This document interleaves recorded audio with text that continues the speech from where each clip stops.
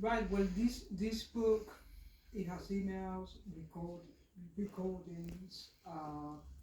Nice to see you.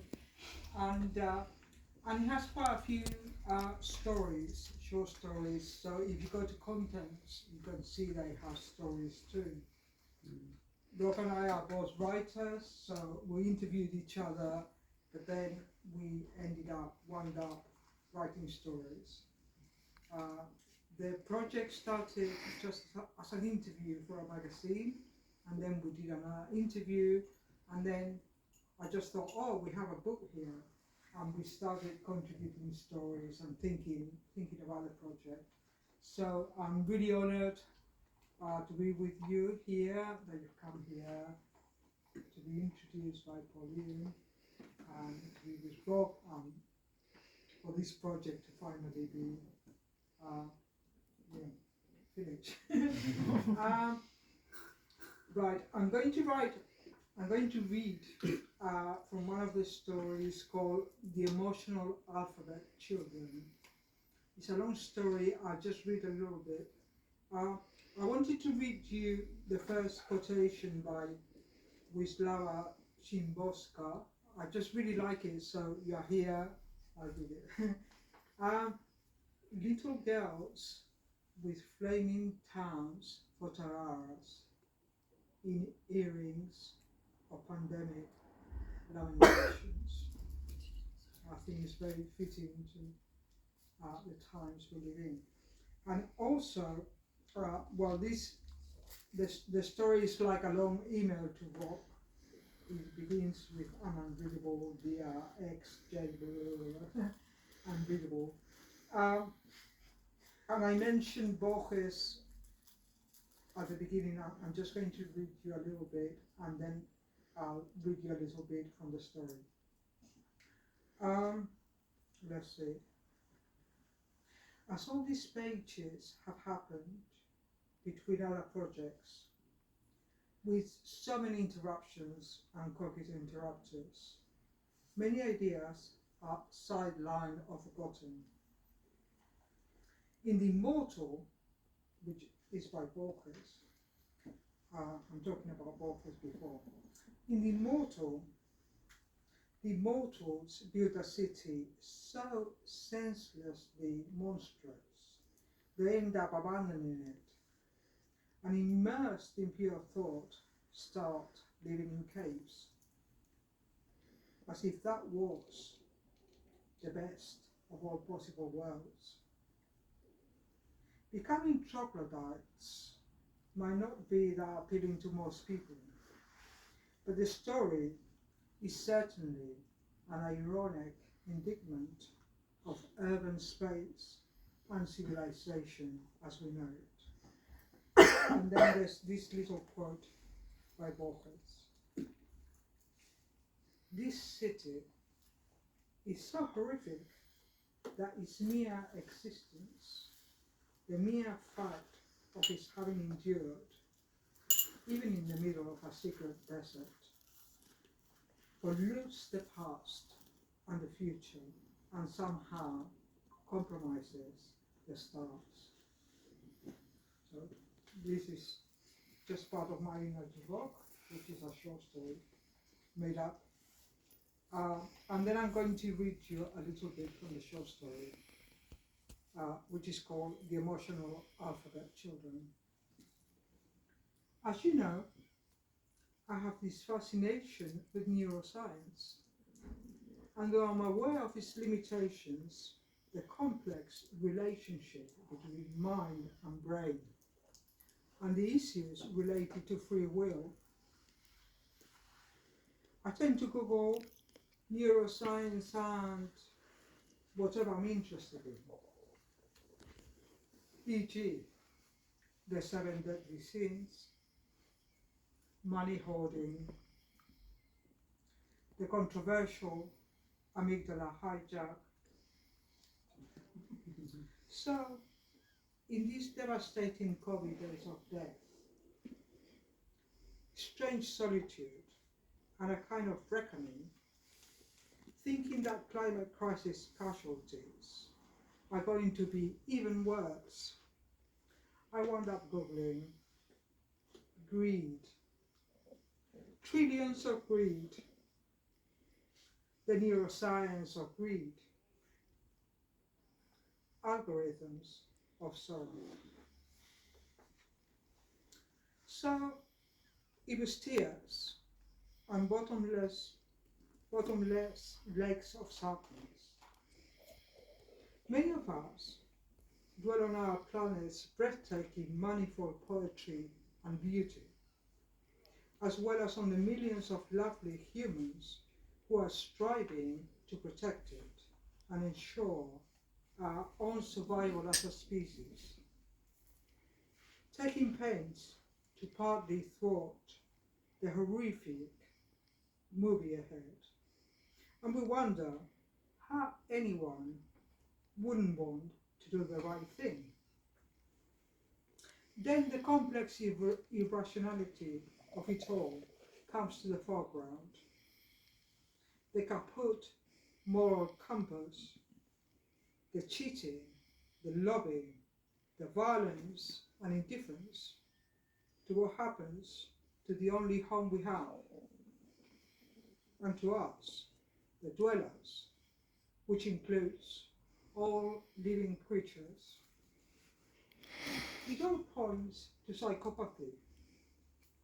It signals that the blind spot is empathy. In fact, most of our social, economic, climatic, ecological, and psychological wounds come from a malfunctioning of the empathy switch. The self-other switch is stuck on self. We have a system stuck on self. Though across the globe, millions are shouting we urgently need profound change in mindset. Mindshift, benign shape-shifting. There are barriers of complacency and barriers of indifference. But the main obstacle is that those with money and power only want to protect their power and their money. While web searching, it dawned on me we need the big polluters, the toxic corporations, and the luckies to agree to intensive treatment. As it is, the psychopathic greed that stands in the way of the real, meaningful, urgent change that the emergency and our civilization require. Of course, that would include the polluters of the mind. Happily, I found lots of people, including many experts, have been dreaming the same dream. Googling about the subject at hand, there was an intriguing glimmer of hope as I stumbled on the emotional alphabet children and the treasure trove of crazy ideas, memes, brandalism, and actions designed to highlight the insanity of our society. If apocalypse and volatility marks the future, most of them are on a mission to educate us, while others are even willing to risk their lives for our future. I'm in love with these kids. It is heartening and touching and ultimately heartbreaking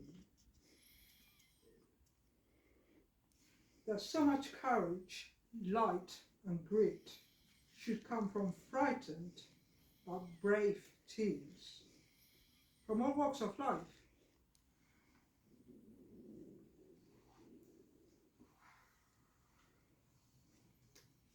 I lost myself. Is it on? But of course, they know what the tense future holds. They're entreating us to act fast. And with Greta, they're saying, how dare you? And don't come to us for hope. Because brave, ardent, and dogged as they are, they're also spoken by helplessness. And like so many adults, also suffer from day and night terrors, where their bodies are paralyzed by the climate and nature emergency incubus. They say that just a voice in a continuum of voices. But these intrepid kids are always boots on the ground of climate crime scenes, deeply aware of the hellscape, and that most of the crises that plague our lives are interconnected. Ominously, they receive their threats. Their laptops are confiscated by the police regularly, and sometimes their homes are searched. I was thrilled to discover they were liaising with neuroscience researchers, physicians, trick cyclists, springs, behavioral researchers, mycologists, and philanthropists, some of whom are really young, as part of a project called ROMA, which stands for Radix Omnium Malorum Avaritiae. Greed is the root of evil. ¿Quieres beber? It was the emotional alphabet children that realized they were telling gaps in the movement. To be heroes and heroines every Friday. Not all children and teens activists can do so. Not if they want to fly largely under the public radar. The people who just have names and addresses. The emotional alphabet children had a large touch of related personal contacts and invited their super privileged children and grandchildren who live in 5.5 million hellholes to come out and play. The inkling was that they'd be profoundly ashamed about the folks' relentless role in wreaking havoc with our environment and our prospects as a species.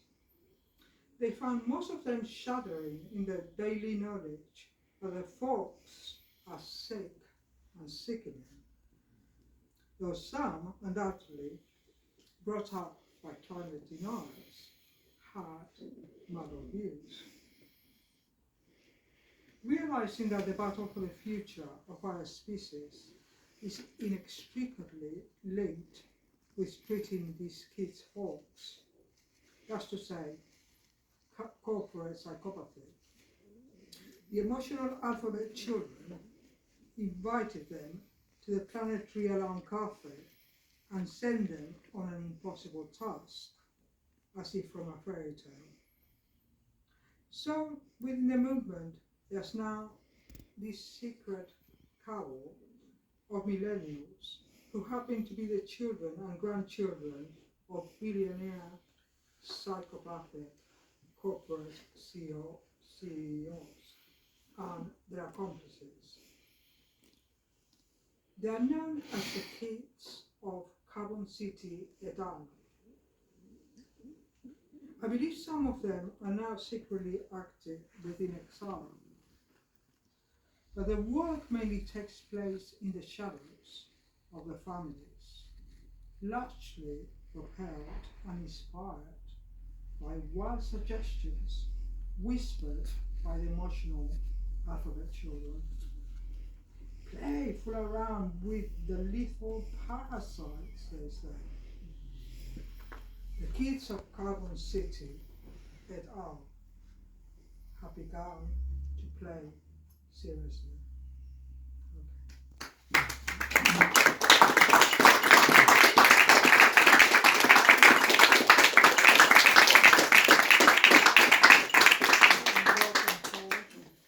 And if you want to look at the book, look at the contents, it's here. Thank you. And thank you for coming. And if you can't afford the book, I'm sure something can be arranged.